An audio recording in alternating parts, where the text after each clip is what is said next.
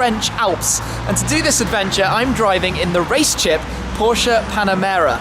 It's my first time driving in a new Panamera, and this car is the 4S diesel, which is very comfortable and luxurious so far. I'm only about 50 kilometers in, but with the RaceChip chip tuning, this car has 505 horsepower and over 1,000 Newton meters of torque.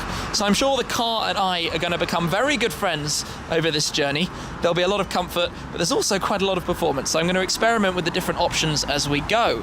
But my first stop is where I am now, Bob Forstner in Pleiningen, just outside Stuttgart. There's a museum up top with some rather lovely Lamborghinis that we're going to go and check out in a moment, but also the showroom down here that you can see. Well, firstly, there's a Diablo GT right there, and there are 3 Zondas further back. So we're going to go and have a look inside, show you around, but it's quite a relevant and cool location because there's a sister dealership in London, which is basically where I shot some of my first ever videos. And also, there's one of my first ever videos, the car from one of my first ever videos is inside too. So it's cool to show you that. I've been here before on a Wes Schmie tour a couple of years ago, but let's go inside and check it out.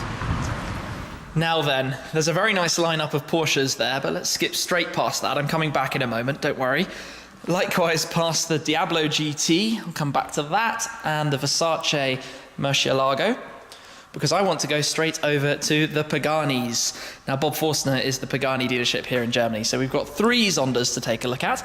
Zonda F here, and then 2 silver cars here, an F and an S at the back. That S must be really quite original because it's got the higher mirrors there on the A-pillars as well. But this F, I'm noticing, has the 2-part wing, which was normally from the S, not an F.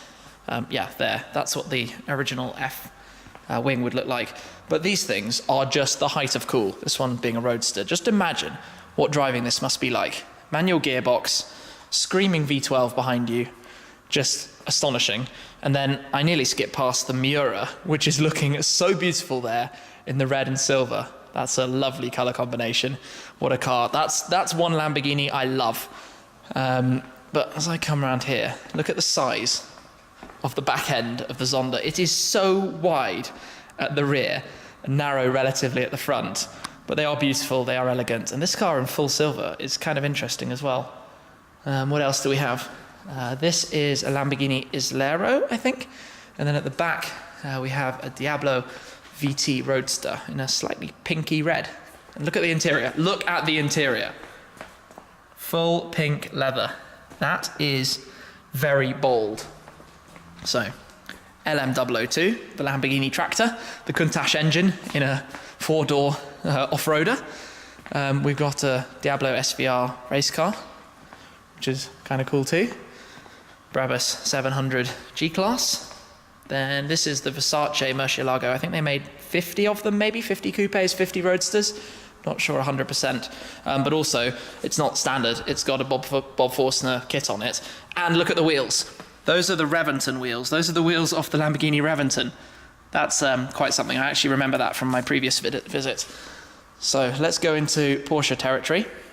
Something I wish I knew a little bit more about. Well, I know the GT3 RS in ultraviolet, of course. That's not new to me at all. But a lot of the other things are relatively confusing. Is this a speedster with the humps at the rear, or just a convertible? Just a convertible. Carrera convertible. Excuse me. I've failed already at the first hurdle. There's a nice little collection to wander around in here. Quite like the colour of this as well. Very similar to the modern ultraviolet.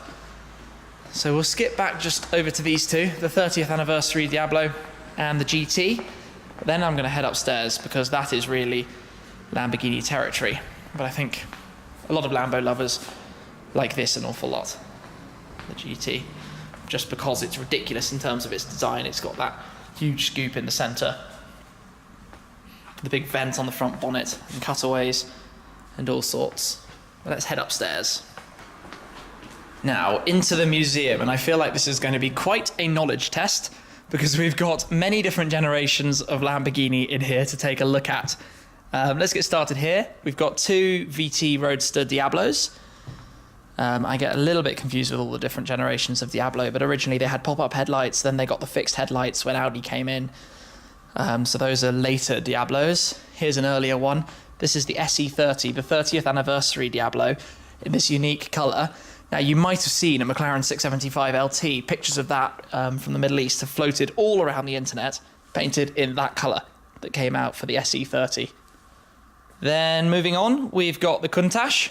This car looks pretty cool actually in the black. Very, very old school Lamborghini. This is basically where they started, you know. Well, both of these cars have doors that go completely straight up, but angular, absurd, impractical. That's basically what they were there for. These, well, the yellow one as well, these look like the same. These anniversaries, I'm going to have to come and have a quick look. Yes, Countach 25th anniversary. One with wing, one without wing, and then that one must be a 5000S on the end as well. So a couple of Countaches of different generations here. Then we will swing round and we've got a Jarama with back seats. Lamborghini haven't made that many four-seater cars. And we've got a Jalpa, which is pretty unusual as well. Over there, we've got the car that I mentioned at the beginning. So one of my very, very earliest vlogs was with this car, the Diablo Yota. It used to be on display in the Bob Forstner showroom in London. Probably we're talking like 2011 here. And I think one of the first times I ever put a camera to my face to make a video like this for YouTube. Not just making a video, but like a vlog, filming, talking to myself, was a 30-second clip I filmed on my BlackBerry with this car in the showroom in London. So it's got some significance to me. It's cool to be able to see it again. Right-hand drive, I think, if I remember the stat was there only 3 of them right-hand drive. So that's pretty special. Then next to that, we've got another Diablo. I would guess that's a VT2. Then we come on and we've got the 400 GT, which I do think look really pretty.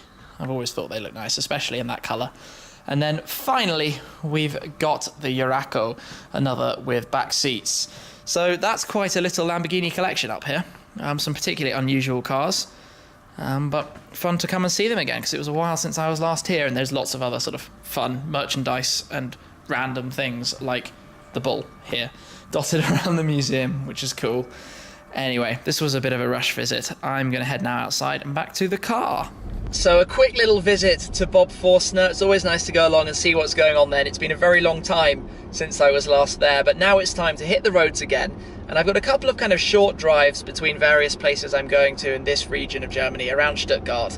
But I'll be driving on the motorway, nothing exciting. And we know this car is going to be very comfortable and luxurious there. But in a few days' time, I'll be hitting the autobahns and the French autoroutes as I make my way towards the Alps. And that means, of course, some alpine roads and some twisties. So it'll be interesting to see how well this car handles dynamically in those kind of roads. Obviously, we know it's going to be great on the motorway, and it feels brilliant already. I mean, I haven't tried, obviously, using the performance, the 500 horsepower and 1,000 Newton meters. That's going to be a different story to experience what that is like in the diesel engine.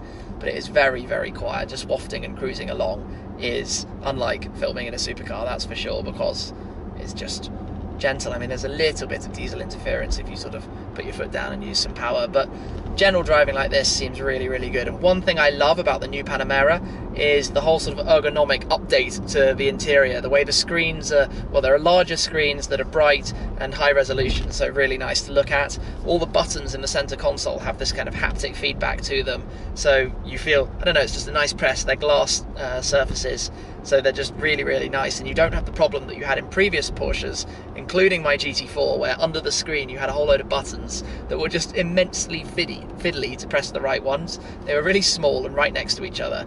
Anyway, this is all so much sort of nicer overall, and you've got the sport modes controlled through the toggle on the steering wheel, a bit like the 918. It just feels like a really, really, really good car. One that the head would definitely say was a sensible car to use for this kind of purpose, driving around Europe with some luggage in the boot. But does it have the flair? I'm not necessarily sure about that side of it. However, I'm not going to waffle too much. I'm going to do a full review about the car when I've driven it a little bit more and have kind of some more feedback and thoughts of getting to know it and what it's like on long distance drives, and just being more familiar with it, and obviously about how the RaceChip setup works, trying it, reverting it to normal, and trying it in race mode as well. But for now, onwards, and I will catch up with you again with my next video from this trip, driving in the RaceChip Panamera very soon. Thanks for watching, guys. I'll catch you soon. Cheers.